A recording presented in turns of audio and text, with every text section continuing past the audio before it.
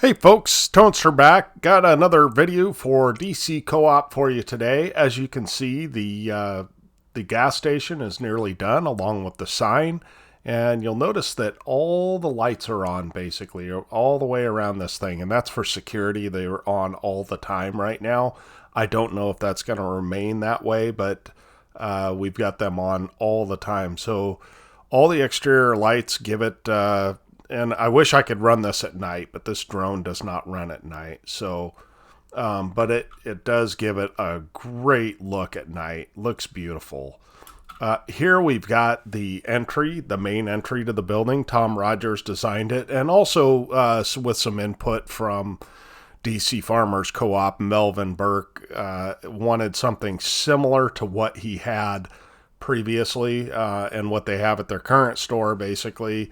And so we've got this beam system, and then all of these connectors are steel plate connectors that were custom made, and all of the bolts that go through here, the holes had to be perfectly designed in order to connect everything, which was actually on the plans, which is a nice touch on the plans. So there's steel, so there's a metal roof over the top of this. It's not on yet. We'll show you the other one that is finished, but they've got pine decking, and then behind here is the metal fascia and soffit, and then we've got stone veneer, and this is a cultured stone, and then down here we've got masonry block. It's a split-faced block with a top cap of a different color, which really kind of sets off the block in contrast to the cedar siding, which is going to get a nice little honey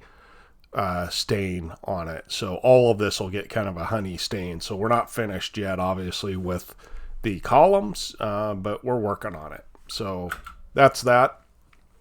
And I probably should have waited for it to zoom in a little more, but as you can see, the roof's not on. I got guys working on it from the backside, and we're just going over the top of the roof now. Now, we paved this in November, but we got a really good paving job. We had a couple really good days, and our pavers are Knife River. They're excellent at what they do. They're kind of I don't know if they're national, but they're a huge outfit. So under the direction of Seth from, what's his name escapes me now, but Seth Thomas and Thomas Construction. So you can see all of the items inside of the storage. Those are all owner items for the most part. They've got a bunch of fixturing to do, and we'll see that a little bit later. This drone, it doesn't really like indoors. It's got object avoidance, and so there are a lot of cases where the drone does not want to move because it doesn't want to hit anything. Right here you can see that we've got posts for a fence. We fenced off a bunch of the area basically, and this will all be fenced off, and this will be storage. Right now it's we're storing extra materials here, obviously some roof panels and some extra trims and things like that. So that's what's going on there. You can see we've got all of the islands poured and all the concrete, and it looks like most of them already have most of their landscaping, and it looks like they've got water going into them, so they'll probably have some sort of plantings there. So this area here is it's like a filtration pond area, and so when that fills up, then it'll drain out of this drain here. So if you've seen other videos, you probably understand that. But they're butted up against a residential area, and so the fence was a requirement basically. And so the fence that's there, some of it was usable and some of it was not. So we did patch in a few places, but most of it's got new fencing. So we're just trying to get an overview here. This is 4.5 acres, and it's about 31,000 square feet under roof total. This is one of my trucks and our trash trailer, which we have made hot laps back and forth to the dump. Construction creates a lot of debris And so, yeah, we've made a lot of trips to the dump, basically. This over here, which I don't really show all that well, is where the electric vehicle stations are. And we're waiting on some equipment, and also Pacific Power, which is our local power utility. They need to okay the service for this because it's a huge service. I don't know if any of you guys know, but electric vehicle charging stations, especially the fast charging stations, they take insane amounts of power. They're really, really thirsty for power. So it's got its own separate service, and it's 800 or 1,000 amp, I think, three-phase power. So it is a lot of power. That could power probably 15 houses. So anyway, and we've got one of the driveways blocked off just so people don't use it. We're just using this one entry for now, both for security purposes and also so that we don't tear anything up. You know, we're still driving construction vehicles in here. Everybody's favorite room, the porta potty right here. And this rock here is covering some of the water that's coming into the site. We have to do double detector check, and pressure reducing valve and all that stuff is above ground. And actually today it was 21 degrees this morning when I woke up. So yeah, it's cold out today, which is unusual for Roseburg, Oregon, or Winston, Oregon, but that's just the breaks. So we're going to go take a look at this other entry. It is smaller. It's a smaller entry, but it's still beautiful. And you'll have to deal with some of my drone flying. In fact, we're going to probably cut this off a little bit, but this is the cultured stone. And then of course the posts, and then these doors are automatic doors. And then on the inside, there's going to be a blower, like you see at most major stores, and they call it an air curtain. It just pushes air down so air can't escape the building.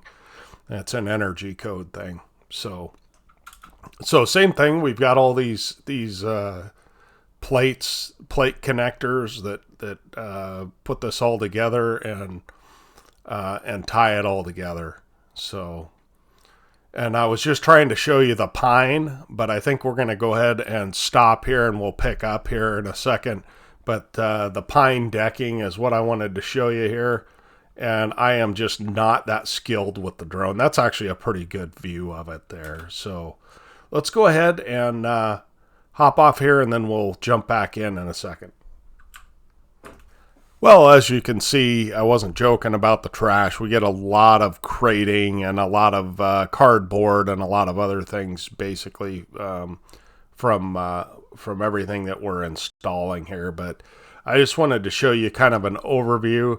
Down here is the split face block, and then above that we have cedar siding, and above that, and it's not finished yet, but we need to put clear coat on it, or actually a stain on it. And then we've got the soffit, and we've got the little roof for the soffit, and then the fascia here. And then this is our main entry, which is not yet roofed. So thought I'd give you kind of an overview of, you can see some guys on the roof there, but kind of will run all the way along the front side frontage of the building here.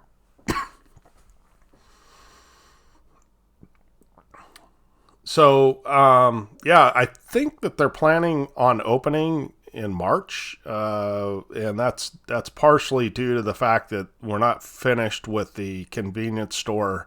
There's a separate contractor that is doing the convenience store that is not going to be finished yet. So, and we've got consequently some stuff in the bathrooms that need to be finished up now that they're painted and that kind of thing. So you can see it's a sharp looking building, and you can do a lot with metal buildings. I guess that's one of the things you take away from this as you're watching, that this is not just a typical metal building. So as we come up on the other canopy, now these bollards here are this area here is for handicap parking, because it's very hard with the current standards to get the handicap stalls the right slope unless you do concrete. So we did do concrete here, and all these spots up here are going to be handicap spots.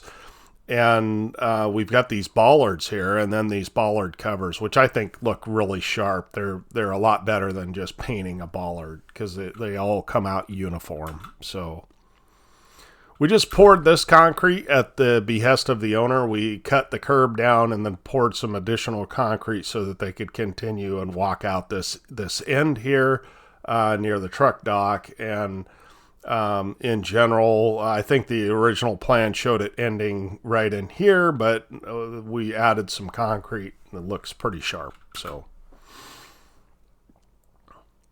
there's our trailer there. Got all our tools and stuff and whatnot. And I think I might be ready to give you a little sneak peek into this building here as much as I can.